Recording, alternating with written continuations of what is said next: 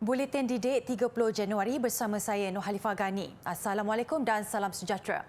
Menjelang peperiksaan sijil pelajaran Malaysia SPM, Menteri Pendidikan Fadlina Siddiq menyarankan semua calon sentiasa bertenang dan melakukan terbaik sehingga ia berakhir.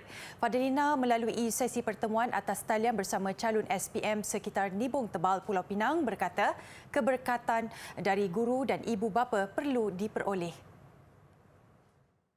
Kita perlu merakamkan tahniah kepada anak-anak yang telah pun sampai ke peringkat ini dan pasti akan terus berusaha sehingga peperiksaan berakhir nanti. Saya juga ingin merakamkan ucapan terima kasih kepada ibu bapa yang telah pun bekerja keras mendukung dan menyokong anak-anak ini. Tanpa ekosistem sokongan dan dukungan ini, pastilah sukar untuk anak-anak untuk mengharungi proses menuntut ilmu dan juga barangkali juga ini adalah musim-musim yang sangat penting untuk anak-anak juga mendapatkan keberkatan daripada ibu bapa. Melalui sesi itu juga, Fadlina turut berkongsi saranan kepada ibu bapa dalam menangani situasi anak yang ingin mengambil SPM. Fadlina juga berkongsi anak sulungnya bakal menduduki SPM 2022. Fadlina berharap agar ibu bapa dan guru sentiasa memberi sokongan emosi kepada anak-anak berikutan SPM antara peperiksaan penting setiap pelajar. Melalui sesi yang berlangsung secara atas talian itu juga, Fadlina mengucapkan terima kasih kepada kesungguhan guru-guru dalam menyediakan calon-calon SPM 2022. Peperiksaan bertulis SPM bermula 20 Februari ini dan berakhir pada 15 Mac. Peperiksaan amali sains bagaimanapun telah bermula pada hari ini, manakala ujian bertutur Bahasa Melayu pada 7 dan 9 Februari dan Bahasa Inggeris pada 13 hingga 15 Februari. Ujian mendengar Bahasa Melayu dan Bahasa Inggeris pula pada 16 Februari.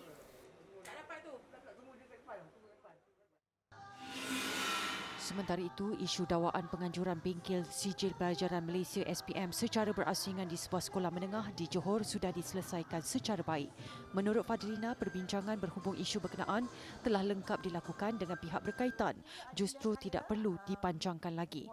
Dan kita sudah selesaikan secara baik sebenarnya dan sudah ada perbincangan-perbincangan di antara pihak-pihak untuk tidak memanjangkan isu ini, dan kita mahu tumpuan sekarang ini adalah tumpuan kepada peperiksaan anak-anak ini, dan kita mahu anak-anak ini jangan diganggu dan diberikan tumpuan untuk peperiksaan. Jadi kita sama-sama doakan kejayaan anak-anak kita di sekolah tersebut. Menyangkal wujud diskriminasi dalam penganjuran bengkel SPM di sekolah berkenaan, ujar beliau tumpuan kini harus diberikan kepada pengajaran dan pembelajaran agar persediaan pelajar mengambil peperiksaan tidak diganggu.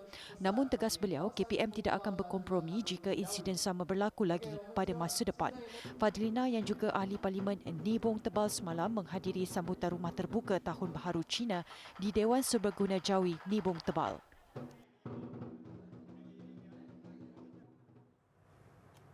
Dalam perkembangan lain, Kementerian Pendidikan menyasarkan untuk menyelesaikan isu kekurangan guru di seluruh negara secara berperingkat sebelum sesi persekolahan baharu pada Mac depan. Menterinya Fadlina Siddiq berkata isu di Semenanjung Malaysia tetap akan diberi perhatian meskipun tidak kritikal berbanding di Sarawak. Untuk negeri-negeri lain memang kita lihat juga perkara tersebut, dan saya fikir dengan adanya persiapan-persiapan guru kita ini sebelum buka sekolah Mac ini, insya-Allah kita akan cuba atasi mana-mana negeri yang masih ada lagi isu kekurangannya. Tambah beliau, sebagai permulaan, KPM akan menyegerakan mengisi kekurangan guru di Sarawak terlebih dahulu. Sabtu lalu, beliau memaklumkan KPM akan cuba mengisi 50% daripada anggaran jumlah 3,000 kekurangan guru di Sarawak menjelang Mac depan. Beliau turut menyatakan keyakinan penyelesaian mampu dicapai meskipun dasar nisbah 90-10 guru Sarawak dan guru bukan dari Sarawak masih digunakan.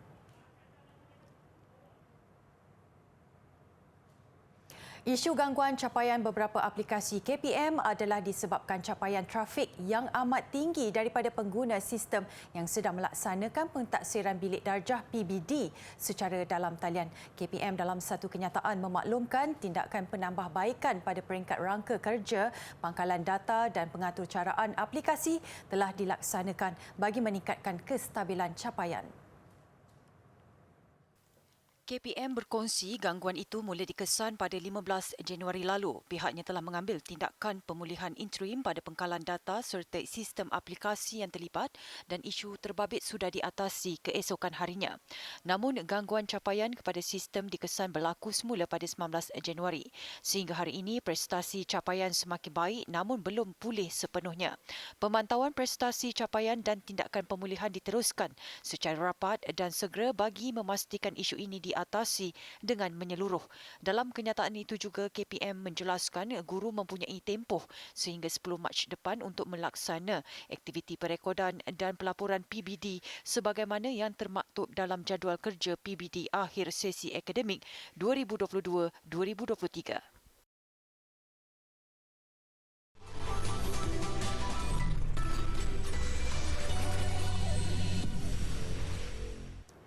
Kementerian Pendidikan KPM dalam satu kenyataan sebentar tadi berkata pihaknya memandang serius terhadap insiden JT roboh di Kampung Papa Beg Sempurna, Sabah awal pagi tadi.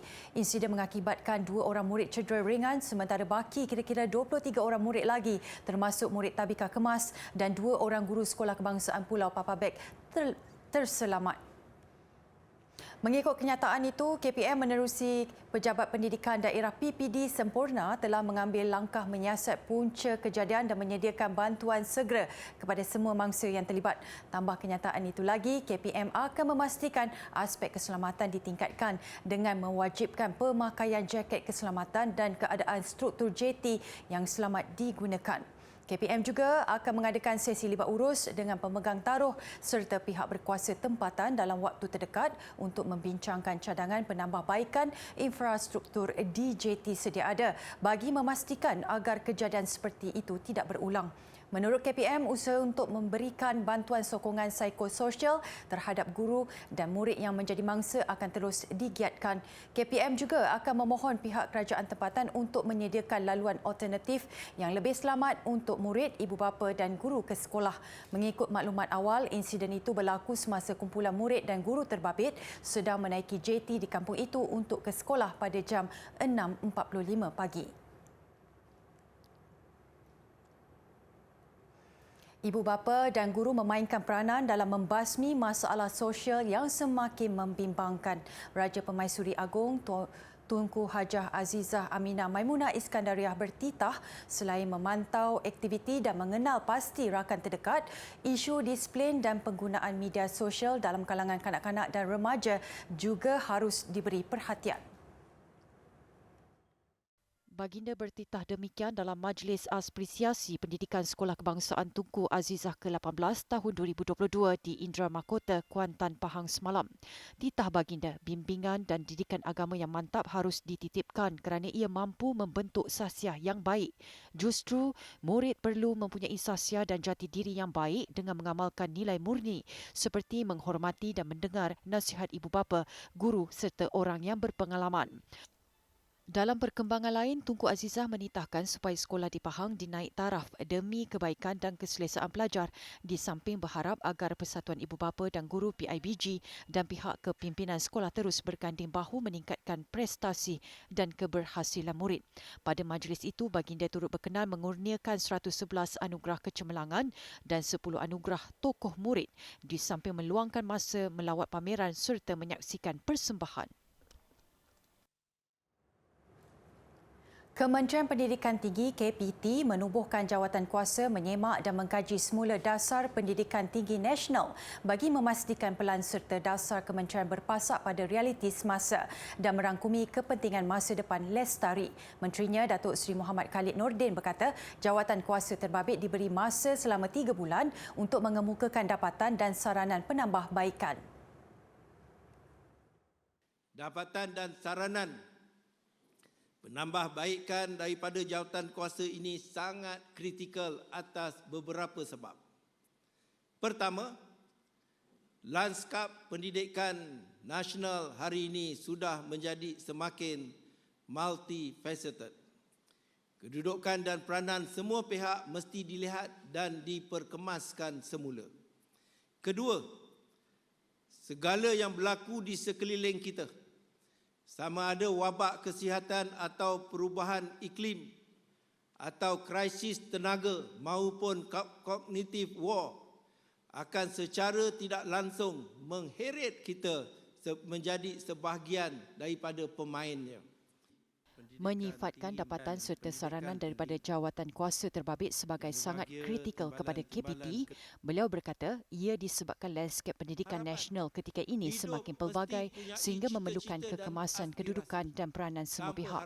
Bagi merangka persediaan KPT dalam mengurus pelbagai perubahan dan ledakan teknologi yang mempengaruhi pengajaran dan pembelajaran, beliau mencadangkan penyediaan kertas putih mengenai A New Horizon for Science, Technology and Innovation, a Strategy for Malaysia. Kertas putih itu bertujuan menilai secara khusus dan mendalam kesan serta strategi KPT dalam mengurus pelbagai gangguan teknologi masa kini dan masa depan terhadap pengajaran, pembelajaran dan tata kelola institusi pengajian tinggi.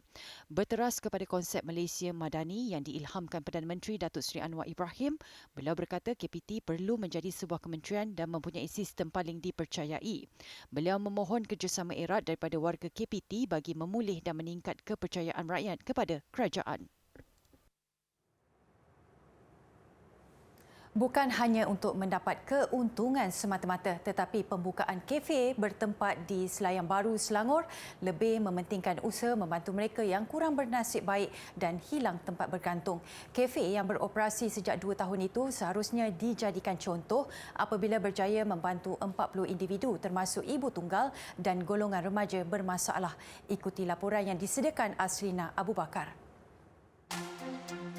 Bites and Beans Cafe membuka lembaran baharu kepada ibu tunggal dan remaja yang kurang bernasib baik untuk mendapat peluang pekerjaan dan kemahiran pembuatan kek dan roti. Berkonsepkan social enterprise, kafe yang dibangunkan Pertubuhan Perkhidmatan Sosial dan Pembangunan Komuniti PSPK daerah Gombak itu adalah cetusan idea daripada ibu tunggal yang berlindung di bawah pertubuhan berkenaan. Selain diberi peluang menguruskan kafe, golongan ini juga diberi peluang menjual produk kek dan roti yang dihasilkan mereka sendiri. So basically kita ada training bakery training center ni dah lama, dah more than 16 tahun kita ada.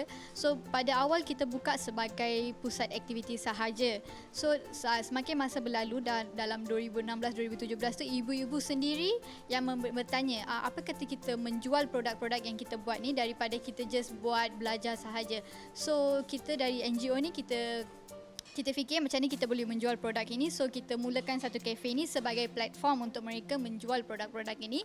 Menyelami kisah hidup pekerja di kafe berkenaan, Zurina Hasim berkata, selepas kematian suami 2 tahun lalu akibat COVID, dia kehilangan tempat bergantung dan punca pendapatan. Mujurlah pihak PSPK tampil membantu dan memberi peluang pekerjaan kepadanya untuk menyara 3 anaknya yang masih bersekolah dan menuntut di Institut Pengajian Tinggi IPT. Banyaklah manfaat daripada saya tahu sikit-sikit tentang bakery. Saya boleh tahu banyaklah buat kek, macam mana nak hias fondant, lepas tu macam mana nak buat untuk kursus bisnes yang ditawarkan entrepreneurship, apa semua saya sertai.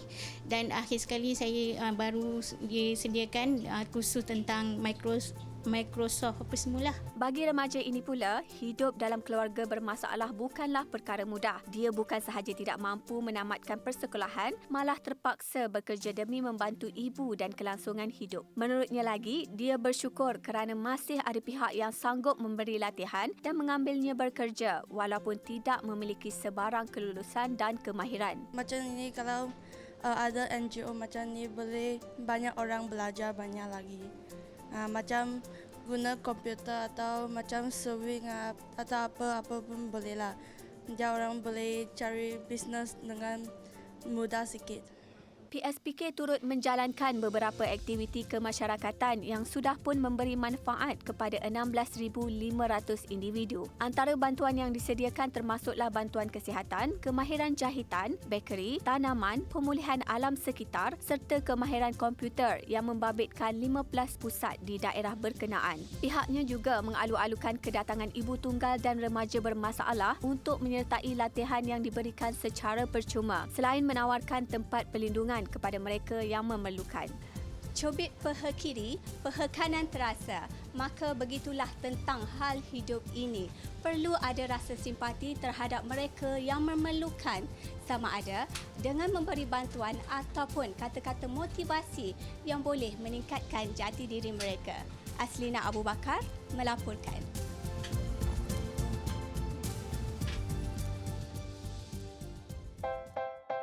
Okey, kedudukan bersedia penjaga gol. Step pertama adalah penjaga gol perlu berdiri menggunakan kedua belah kaki selebar bahu, dan kedudukan lutut dibengkokkan sedikit, pinggan juga dibengkokkan sedikit. Kedudukan bahagian upper body, kedua belah tangan perlu diangkat melebihi paras dada dan bahu. Tangan hendaklah melebihi ketinggian pinggan, bertujuan untuk bergerak sama ada ke atas dan ke bawah semasa proses melakukan menyelamatkan bola. Dan kayu dipegang secara mendatar atau menegak dan dicondongkan di hadapan supaya jika bola terkena ia tidak membias ataupun terpesong masuk ke dalam gol.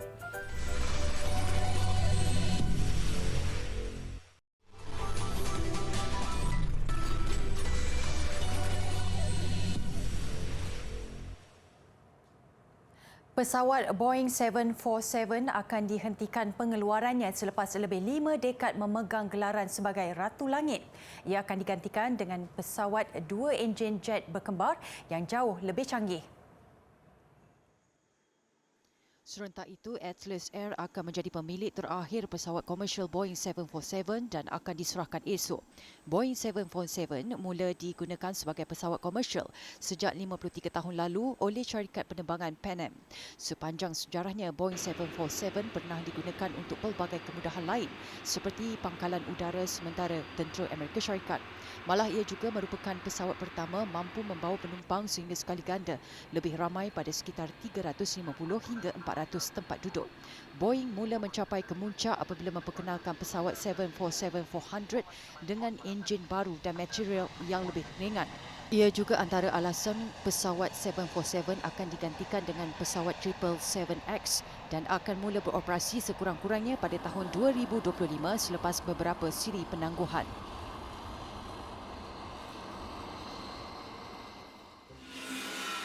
Seekor beruang dirakam sedang menggayakan ratusan selfie sehingga disifatkan sebagai pandai berselfie.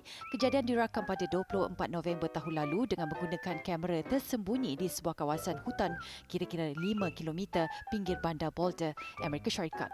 Menurut ahli ekologi Taman-Taman Pegunungan dan Ruang Terbuka Bandar Boulder, Christian Nunes, mereka teruja sebaik menyedari yang mereka telah merakam foto seekor beruang sedang berehat. It was a great surprise to see the bear just sitting there right in front of the camera. Usually we see them kind of walking away through the brush. Sometimes they'll just kind of walk sideways past the camera and you can tell it's a bear. It's a big black blob. But to have it sit there and just look at us and interact with the camera was really fun. Semasa kejadian, beruang itu dikatakan sedang kekenyangan kerana baru selesai menikmati hidangan besar.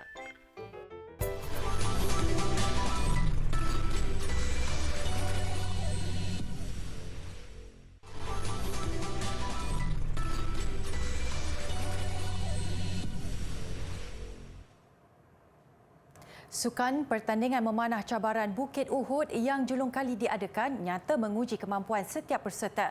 Mereka perlu melakukan panahan ke arah sasaran pada kedudukan tinggi. Pertandingan sulung yang diadakan di Pertubuhan Kebajikan Darul Jariah Bukit Sentosa Rawang Selangor Sabtu lalu menyaksikan hanya 16 peserta terpilih mengambil bahagian bersaing pada saingan yang mendapat penajaan Persatuan Pengguna Islam Malaysia PPIM. Peserta perlu melakukan pendakian yang memakan masa 10 minit menuju ke tapak panahan. Seterusnya mereka akan mula melakukan panahan ke arah sasaran yang terletak kira-kira 50 meter di kaki bukit. Turut mengambil bahagian dua pemanah tradisi kebangsaan Syed Hawa Muhammad Saleh dan Muhammad Mustaqim Rosman. Juara milik Muhammad Fadil Isa yang merangkul wang tunai RM1,000. Ini satu inisiatif yang patut disokong 100% oleh Malaysia kerana mereka banyak kali dah panahan tradisional ini memenangi piala di peringkat dunia. Jadi kita nak nama Malaysia itu disegani di seluruh dunia pun. Dan Begitupun tidak ramai yang menyedari cabaran dan rintangan yang terpaksa ditempuh untuk menceburi sukan pemanah tradisi ini. Itulah yang dikongsi Syed Hawa dan Muhammad Mustaqim yang beberapa kali menjuarai kejohanan antarabangsa yang berlangsung di Turki, Macau, Thailand dan Indonesia. Kita ada berbagai cabaran. Untuk kami yang biasa bergerak ke luar negara, cabaran kami dana. Dana yang kami terpaksa mencari di syarikat-syarikat ataupun kawan-kawan. Dan alhamdulillah kami biasa dana ni dibantu oleh sahabat-sahabat dalam manah sendiri. Dan selebihnya saya biasa akan jual buah-buah kemenangan. Saya akan jual arrow yang saya menang. Itu sebagai dana saya untuk bergerak. Harapan saya sukan ini akan datang boleh menjadi sukan teras di bawah Majlis Sukan Negara ataupun KPS dan juga disambut baik oleh kerajaan kita untuk mengembangkan lagi sukan tradisional agar lebih ramai melibatkan diri dalam sukan sunnah ni dan juga berjaya mendapat kejuaraan di dalam negara dan juga luar negara. Apapun diharapkan pengorbanan pemanah tradisi yang gigih menjulang nama negara mendapat perhatian pihak bertanggungjawab. Dalam serba kepayahan dikekang masalah kewangan, mereka juga berjuang untuk Malaysia meskipun tidak sepopular sukan lain. Hoki Piala Dunia di India selepas 17 tahun, Jerman akhirnya kembali bergelar juara dunia. Lebih manis, mereka menewaskan juara bertahan Belgium pada penentuan shootout 5-4 selepas kedudukan terikat 3-3. Berlangsung di Stadium Kalinga Bhubaneswar, Jerman dikejutkan 2 gol awal Belgium. Bagaimanapun semangat mereka langsung tidak terjejas, malah berupaya mengikat kedudukan 2-2 sebelum giliran Jerman di depan 3-2 pada minit ke-48 menerusi ketua pasukan Mats Grenbusch. Tamat perlawanan, kedua-dua pasukan terikat 3-3 selepas Tom Allen Boone menjaringkan gol penyamaan Belgium seminit sebelum permainan tamat. Penentuan juara ditentukan menerusi pukulan penalti shootout. Penjaga gol Jerman Jean-Paul Danneberg memastikan Piala Dunia milik Jerman apabila menggagalkan pukulan tenggal Gerard Consin. Menang 5-4, ini kejuaraan ketiga Jerman selepas 2002 dan 2006.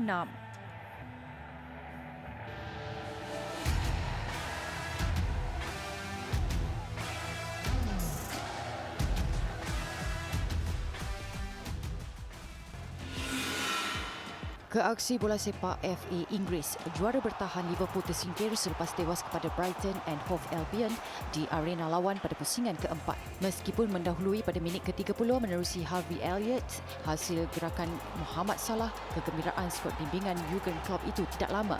Brighton menyamakan kedudukan 9 minit kemudian menerusi rembatan kencang Terry Lamptey yang terkena kaki Lewis Dunk. Ketika permainan bagai berkesudahan seri, pemain kebangsaan Jepun Kaoru Mitoma menjaringkan gol kemenangan 2-1 Brighton pada masa kecederaan. Pada saingan Liga Perdana Inggeris 14 Januari lalu, juga di Stadium Falmer, Brighton turut meraih kemenangan 3-0 ke atas Liverpool.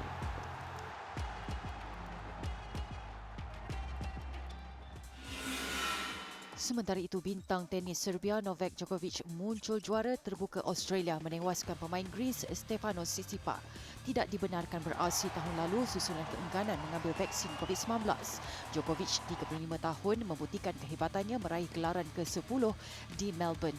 Juga kejuaraan Grand Slam ke-22 menyamai pencapaian pemain Spanyol Rafael Nadal. Pada LC Final, Tsitsipas yang lebih muda, 11 tahun dari Djokovic, akur tewas 3-6 pada set pertama. Meskipun tampil lebih kemas pada set kedua, Tsitsipas nyata sukar memecah penguasaan Djokovic yang menang 7-6. Djokovic yang awalnya dikaitkan dengan kecederaan hamstring memastikan kejuaraan miliknya apabila menamatkan set ketiga juga dengan mata 7-6. Kejayaan ini juga menyaksikan Djokovic kembali merampas gelaran pemain nombor 1 yang kali terakhir digenggamnya pada Jun tahun lalu.